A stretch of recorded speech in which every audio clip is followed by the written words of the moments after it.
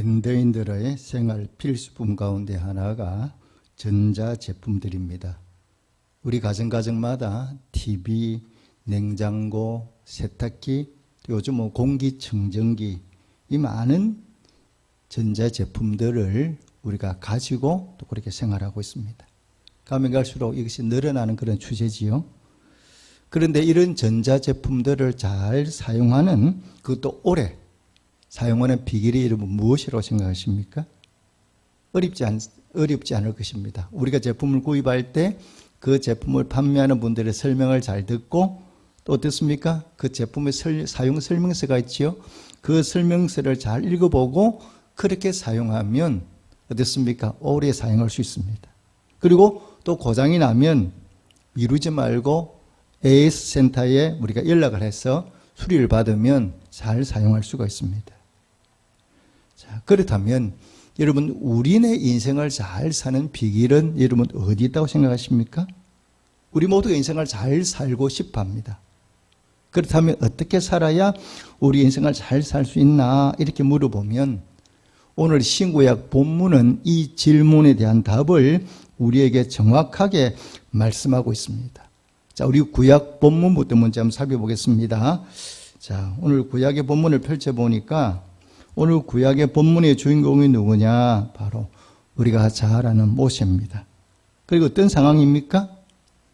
하나님께서 명하신 성막의 건축을 다 마치고 오늘은 봉헌하는 그런 장면입니다. 성막이 어떤 곳입니까? 하나님께서 이스라엘 백성들과 함께 하시기 위하여 만드신 집이죠. 그러니까 이동식 성전이 바로 바로 이 성막입니다. 근데 이 성막을 누가 만들었습니까? 성경에 보면 모세가 이 성막을 만들었습니다. 모세가 이 성막을 만드는 감독에 해당하는 그런 사람이지요. 그리고 성막이라는 다양한 기구들이 있습니다. 우리가 잘 아는 대로 번제단, 물두멍, 우리가 분향단, 정극에 많은 기구들이 있는데, 이 성막과 이 모든 기구들을 설계하신 분이 누굽니까? 바로 하나님이시죠. 하나님께서 직접 크기, 색깔, 재료 다 일일이 하나님께서 말씀하시고 그것을 설계하셨어요. 직접 설계하시고 모세에게 말씀하셨죠. 이렇게 만들어라 하고 말씀을 했더니 모세가 어떻게 만들었습니까? 성막과 기구들을 만들 때 모세가 어떻게 만들었느냐 이렇게 물어보면 오늘 본문에 보면 답이 나와 있어요. 어떻게 만들었다고요? 자, 이러면 구절을 한번 살펴보면 이 본문에 계속되는 이 40장에는 반복되는 구절이 나오고 있습니다. 어떤 구절입니까? 제가 한번 읽어보겠습니다. 여호와께서 모세에게 명령하신 대로 되니라 이렇게 말씀하고 있거든요. 이게 어디서부터 시작이 되냐 그러면 19절부터 계속 쭉 이어져요. 19절에 보니까 여호와께서 모세에게 명령하신 대로 되니라. 21절도 보면 하반절에 여호와께서 모세에게 명령하신 대로 되니라. 또 23절도 였습니까?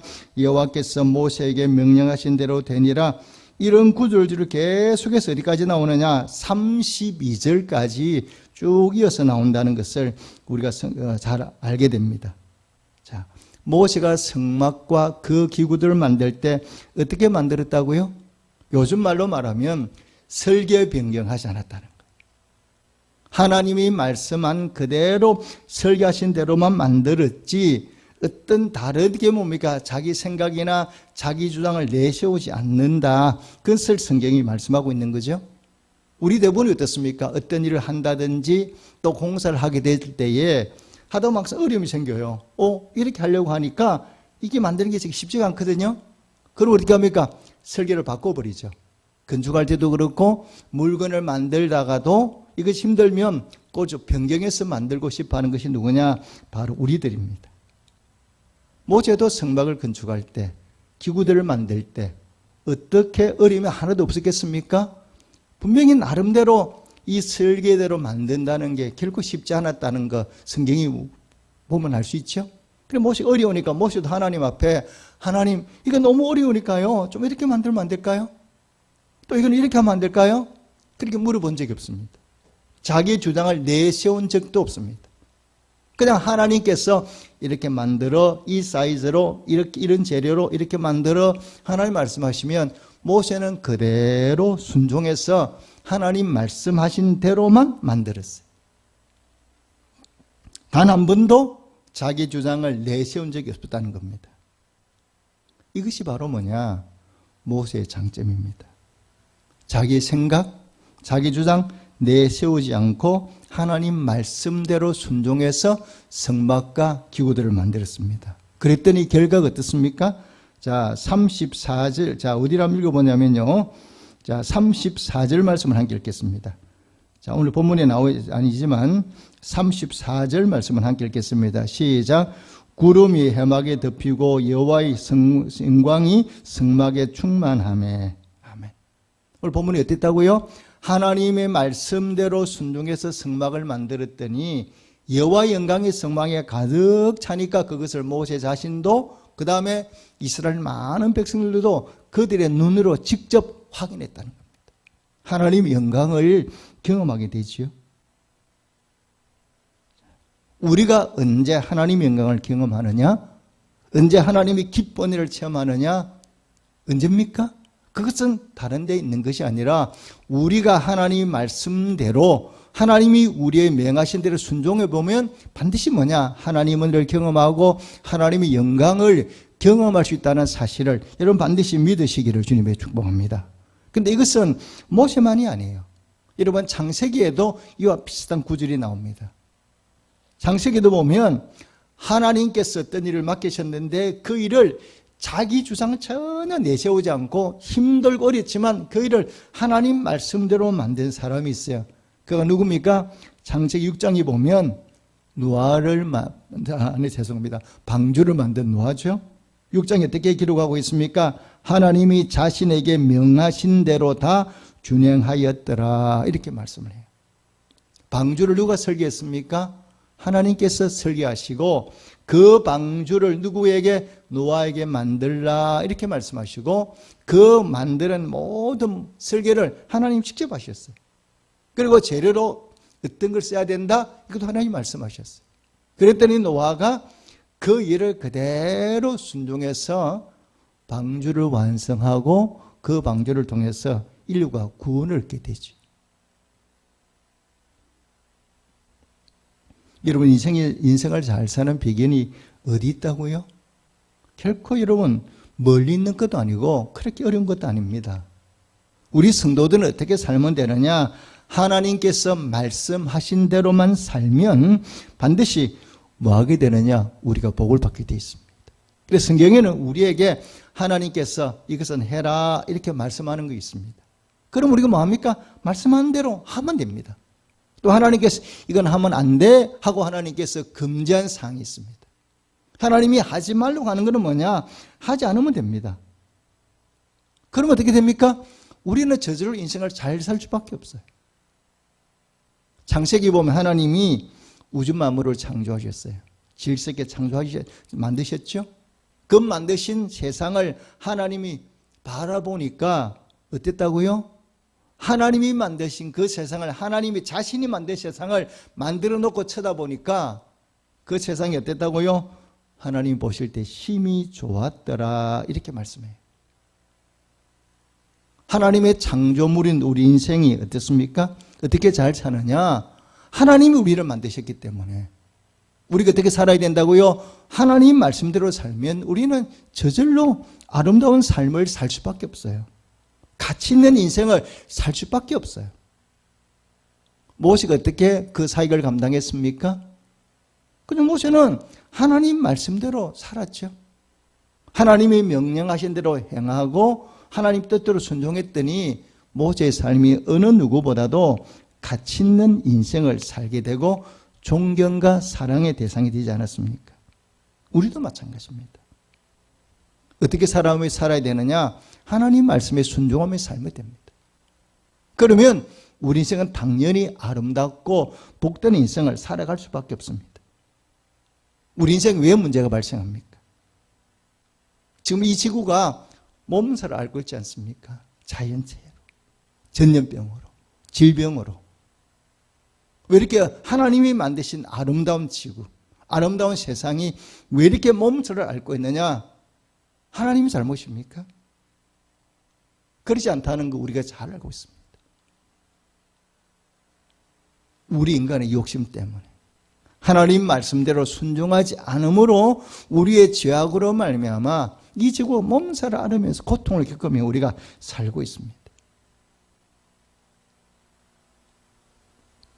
이번 코로나19도 여러분 어떻습니까? 학자들의 얘기를 들어보니까 이렇게 얘기를 하는 걸 제가 들었습니다. 박쥐나 이 야생 동물과 우리 인간들이 뭡니까? 원래는 떨어져 살잖아요. 그런데 자꾸 인간들이 자연을 파괴하면서 이런 야생 동물과 자꾸 가까워 가지는 거죠. 가까워지고 그들과 접촉을 하다 보니까 야생 동물에만 살 수 있는 바이러스들이 우리 인간에게 점점 가까운 거죠. 거래를 시키면 거래가 딱 끊어졌으면 아무 문제가 없는데 야생동물과 우리가 가까워지면서 그 동물들의 바이러스가 우리 속에 들어와서 우리를 이렇게 무너뜨리고 있는 거죠.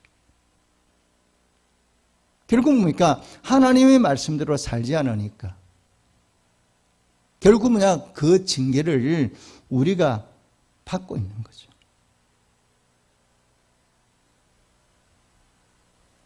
이제부터라도 우리가 인생을 잘 살고 싶다 그러면 어떻게 되느냐? 하나님 말씀대로 살면 됩니다. 하나님 말씀에 순종하면 됩니다. 우리 인생에서 가장 큰 복이 바로 뭐냐? 하나님 말씀에 순종하는 거예요. 우리가 부르는 복의 근원이라고 말하는 아브라함이 어떻게 복의 근원이 됩니까? 그가 뭐 특별히 잘한 게 없습니다. 아브라함의 한 일은 뭐냐? 그냥 하나님의 말씀에 순종만 했습니다. 내 본토 친척 아비 집을 떠나라 그랬더니 떠났습니다. 내 독자 이삭을 바쳐라 그랬더니 모리아 산에가 바쳤습니다.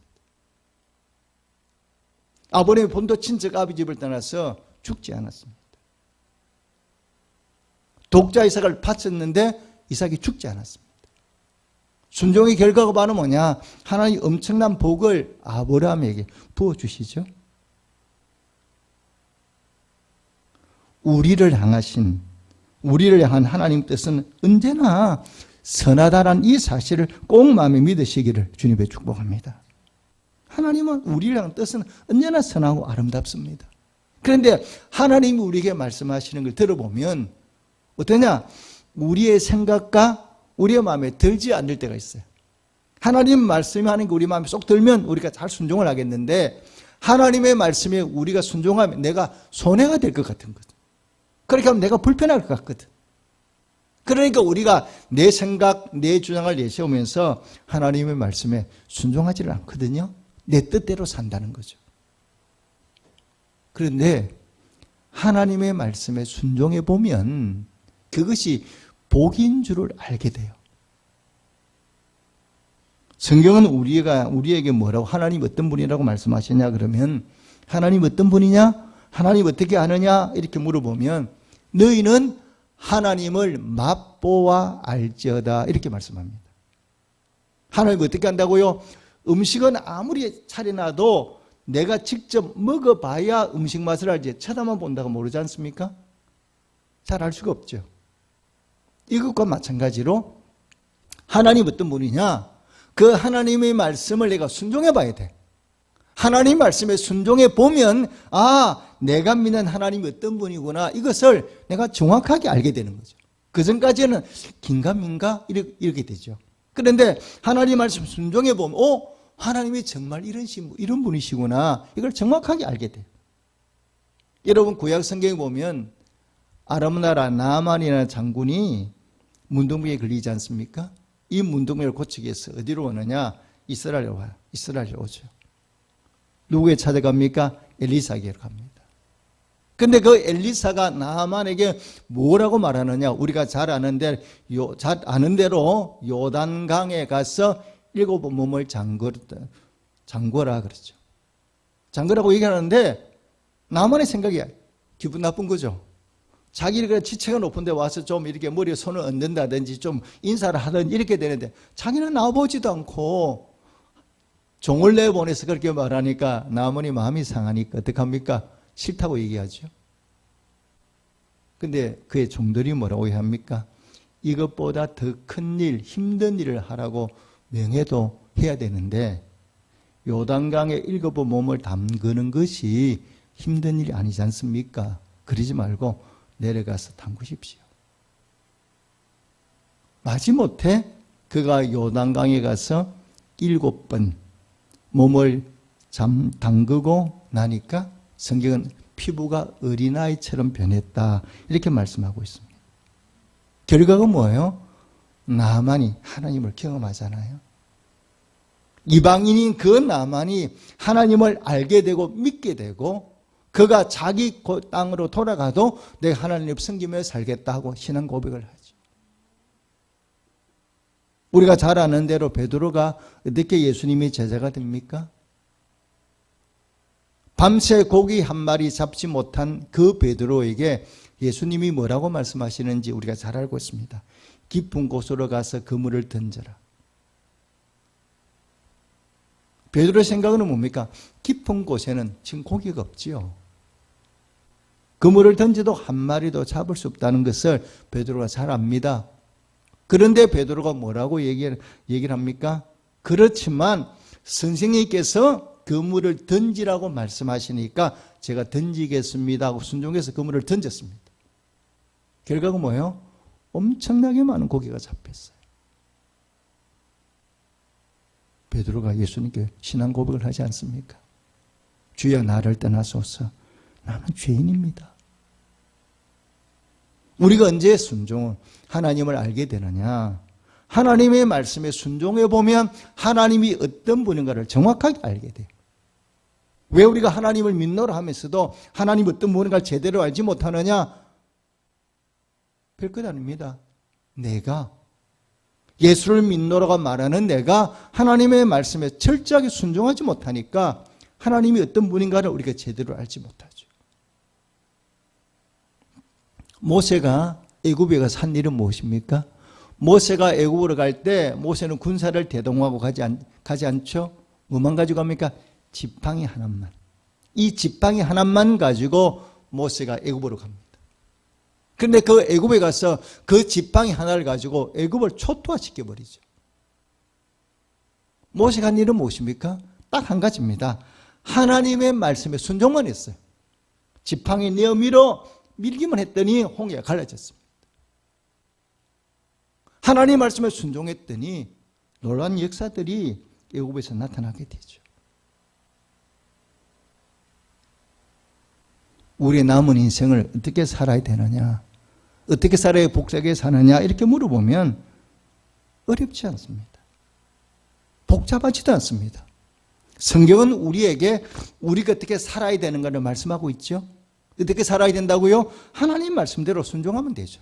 내 생각, 내 욕심 좀 내어버리고 하나님의 말씀하시면 그 말씀을 따라서 하나님 인도하심을 따라 살아가면 반드시 우리 삶에 놀라운 하나님의 은혜와 복이 임한다는 이 사실을 꼭 마음에 믿으시기를 주님의 축복합니다. 그런데 우리의 문제가 뭐냐? 자꾸 핑계를 대죠. 하나님 우리에게 이렇게 말씀하면 예 하고 그 말씀에 순종하면 되는데 어떻습니까? 우리는 이렇게 저렇게 핑계대고 하나님 말씀대로 잘 순종하지를 않습니다. 그러다 보니까 하나님의 은혜를 경험하기가 어려워요. 하나님의 능력을 체험하기가 어려워요. 예수를 믿노라고 말하면서 하나님을 믿노라 말하면서도 하나님의 그 역사심을 우리가 경험하기가 참 어렵습니다. 왜 그렇습니까? 말씀에 순종하지 않으니까. 하나님 뜻대로 살지 않으니까. 불순종의 자리로 나가다 보니까 도리어 뭐냐? 하나님을 제대로 안다고 말하기보다는 우리 삶에 뭡니까? 징계가 찾아오죠. 징계로 인하여 우리가 큰 아픔을 겪게 되죠. 이번 코로나19 상도 사태도 우리가 지켜보면서 여러분 어떤 생각이 드십니까? 왜 이런 일들이 우리에게 일어났느냐? 한번 돌아볼 필요가 있습니다. 이 하나님을 두려워하고 경외하며 살아가면 하나님은 우리에게 징계가 아니라 우리에게 복을 주신다는 이 사실을 기억하시고 우리의 남은 인생 더 하나님 의지하고 정말 하나님 말씀 붙들고 존중하며 믿음으로 사는 그런 성도가 되시기를 주님으로 축복합니다. 그런데 우리가 인생을 살다가 실패하지 않습니까? 또 어려움을 겪지 않습니까? 그러면 실패했다고 우리 인생이 끝이냐? 그건 아니지 않습니까? 그럼 우리가 어떻게 해야 회복의 날을 경험하게 되죠? 자, 전자제품을 사용하다가 고장이 납니다. 그럼 우리가 어떻게 합니까? S센터에 연락을 하죠. 이렇게 세탁기가 고장이 났습니다. TV가 고장이 났습니다. 와 주십시오 하고 연락을 하면 S센터에 있는 직원이 오든지 우리가 그 제품을 가지고 오라든지 얘기를 합니다. 그래서 제일 먼저 할 일은 바로 뭐냐? S센터에 연락을 해야 돼요. 우리 성도도 마찬가지입니다. 우리 삶에 문제가 발생하죠? 그럼 뭐 해야 되느냐? 우리 인간 힘으로 해결하지 못하는 것들이 참 많습니다. 어떻게 하면 됩니까? 하나님께 연락해야 되죠. 하나님, 문제가 발생했습니다. 하나님께 연락을 드리는 것을 신약의 본문에는 무엇라고 말씀하고 있느냐? 우리 신약은 본문 한번 볼까요?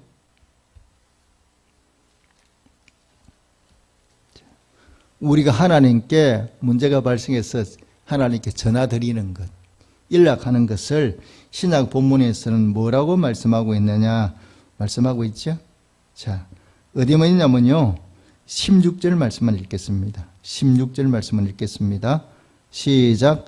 그러므로 우리는 긍휼하심을 받고 때를 따라 돕는 은혜를 얻기 위하여 은혜의 보좌 앞에 담대히 나아갈 것이니라. 아멘. 한마디로 말하면 뭐라고 말씀하고 있습니까? 어려움을 만났느냐? 너 뭐 해야 돼? 기도 자리로 달려나와라. 이게 하나님의 말씀입니다. 하나님께 전화드리는 것, 연락드리는 것을 우리가 뭐라고 얘기하느냐? 기도한다. 이렇게 합니다. 기도가 바로 뭐냐? 하나님께 도움을 구하는 행위. 내 힘으로 어려움을 극복할 수 없으니까 하나님께서 도와주십시오 하고 우리가 하나님께 말씀드리는 것을 우리가 보통 뭐라고 얘기하느냐? 기도한다. 이렇게 말씀하고 있거든요. 어려움을 만났을 때 우리가 기도하는 것은 하나님의 말씀이에요. 하나님의 명령이에요. 내게 달려와서 구하라. 이렇게 말씀하고 있거든요.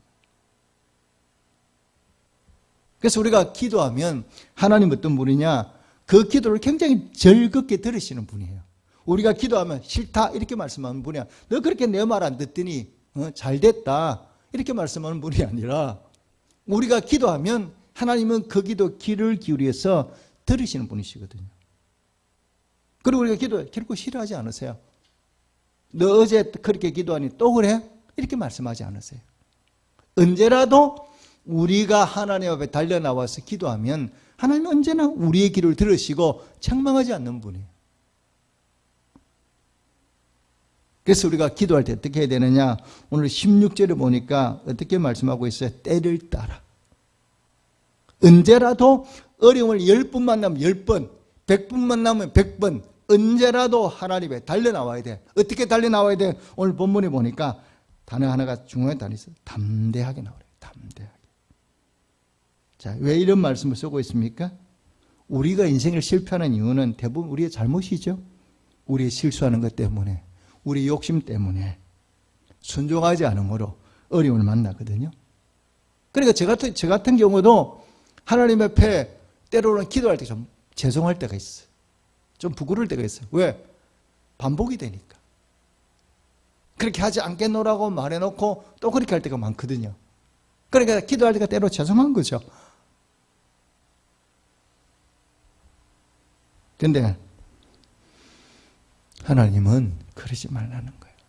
부끄러워하지 말고 뒤로 물러가지 말고 되게 담대하게 나와서 기도하라고 말씀하거든요. 왜 그렇습니까? 하나님은 우리를 긍휼히 여기시는 분이에요. 쉽게 말하면 불쌍하게 여기시는 분이기 때문에 우리를 책망하고 따지고 이러지 않고 내가 100번 잘못하고 100번 기도해도 하나님은 그 기도를 들으시는 분이에요. 그러니까 네가 너무 주저하지 말고 힘들어하지 말고 나와라. 내게 나와서 있는 그대로 네가 뭘 잘못했다면 잘못한 그대로 드러내놓고 내게 기도하면 내가 네 기도를 들어주마. 이렇게 말씀하거든요. 하나님은 어떤 분이시느냐? 우리를 사랑하시는 분이십니다. 이걸 꼭 믿으시기를 주님의 축복합니다. 얼만큼 사랑하셔요? 예수 그리스도를 십자가에 못 박을 만큼, 우리를 위해서 하나밖에 없는 아들을 내어주실 만큼 우리를 사랑하는 분이시거든요.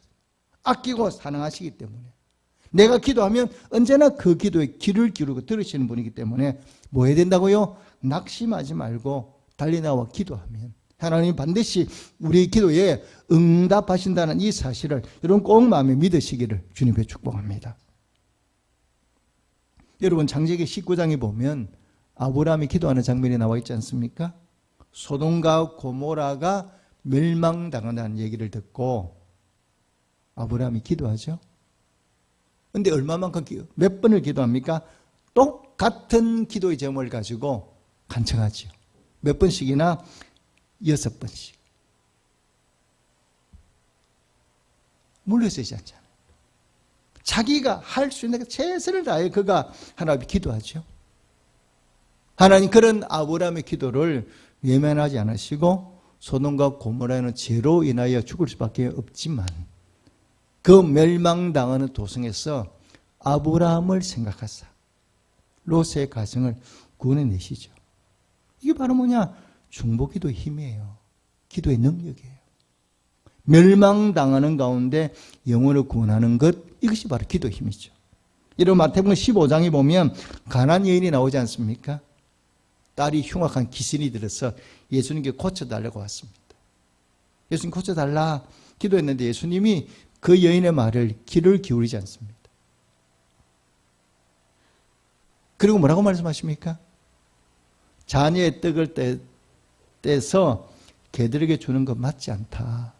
그렇게 말씀해도 여인이 어떻습니까? 물러나지 않잖아요. 예, 맞습니다. 그런데 개들도 주인의 상에서 떨어지는 부스러기는 먹지 않습니까? 그 부스러기라도 괜찮으니까 주십시오. 그 여인의 간청에 예수님이 어떻습니까? 칭찬하지 않습니까? 대단한 믿음입니다. 그러면서 그 여인의 딸을 고쳐주시죠. 어떻게 기도해야 되느냐? 한 번 기도한다고 응답이 되지 않는다고 낙심하는 것이 아니라 그 기도가 응답될 때까지 우리는 뭐 하느냐? 기도에 힘쓰면 반드시 하나님은 우리의 기도에 들으시고 반드시 우리의 삶의 문제를 해결시켜 주시고 우리의 삶을 회복시켜 주신다는 이 사실을 꼭 마음에 믿으시기를 주님의 축복합니다. 오늘 본문에 나오는 모세는 제가 그랬죠. 모세의 별명이 뭐라고요? 엎드리는 사람이다 그랬습니다. 모세는 어떤 사람이냐? 엎드리는 사람이에요. 광야 40년을 가는 동안에 문제가 발생할 때마다 모세가 한 일은 뭐니까? 그냥 하나님이 엎드리는 거죠. 엎드리는 얘기 다른 말로 얘기하면 뭡니까? 기도하는 것 아닙니까? 민수기 12장에 보면 미리암이 모세를 비방하다가 하나님이 미리암을 문둥병으로 만들어버렸어요.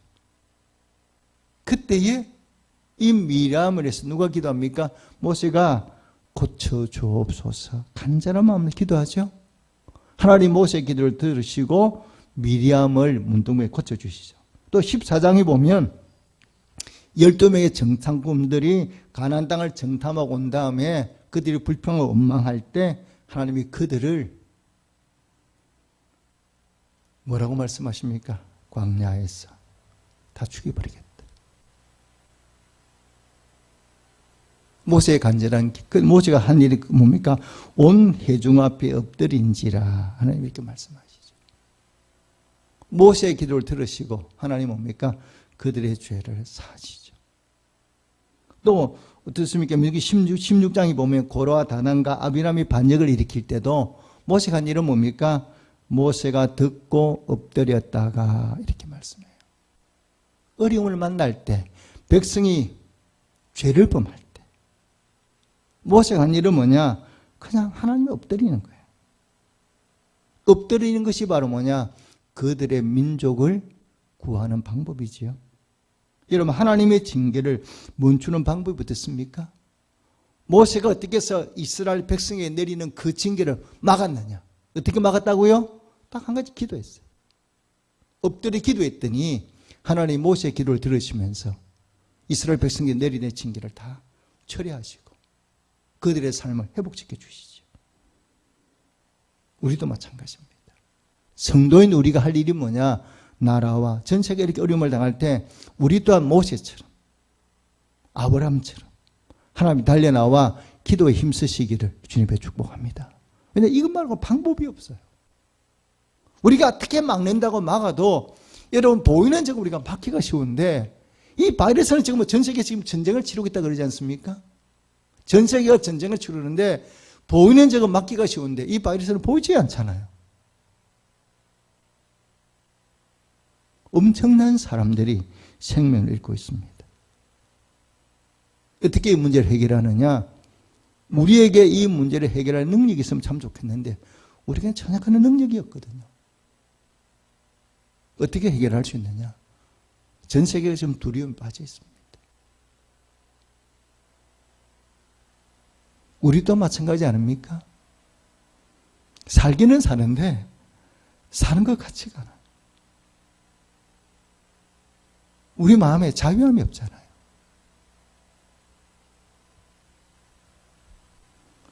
전 세계적으로 위기 상황입니다. 지금까지 이런 어려움을 겪은 적은 없다. 전 세계 많은 사람들이 그렇게 말합니다. 답이 우리에게 있는 것이 아니라 하나님께 있습니다.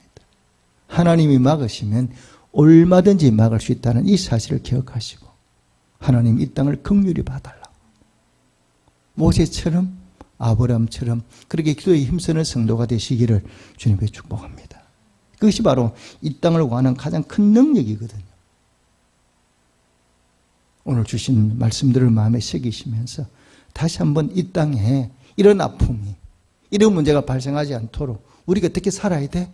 어떻게든 우리는 하나님 말씀대로 살아야 돼요. 어떻게든 하나님 우리가 말씀하신 대로 그 말씀대로 순종하며 살아갈 수 있도록 힘쓰셔야 돼요. 우리는 죄인이기 때문에 하나님 말씀에 순종하는 게 말처럼 쉬운 건 아닙니다. 그런데 순종할 수 있어요. 하나님 말씀대로 살 수 있는 방법이 바로 뭐냐? 우리가 죄인이어서 하나님 뜻대로 그릇 길로 가지만 우리가 하나님께 달려나와서 하나님 말씀대로 살기를 원한다고 우리가 하나님께 기도합니다. 하나님 의지하면 하나님 우리에게 반드시 뭘 주십니까? 성령의 능력을 부어주시거든요. 하나님께서 우리를 도우셔서 우리가 죄와 멀어질 수 있도록 죄 가운데 빠지지 않도록 성령께서 우리 마음속에 찾아오 역사하시거든요. 그리고 우리로 하여금 하나님 말씀에 순종할 수 있는 은혜를 베풀어 주시거든요. 예수님이 12사도를 파송할 때에 예수님 무엇부터 하셨습니까? 예루살렘과 유대와 사마리아와 땅끝까지 복음을 전하라 말씀하실 때 예수님 먼저 말씀하신 게 있어요. 너희가 먼저 뭘 받고요? 권능을 받고 오직 성령으로.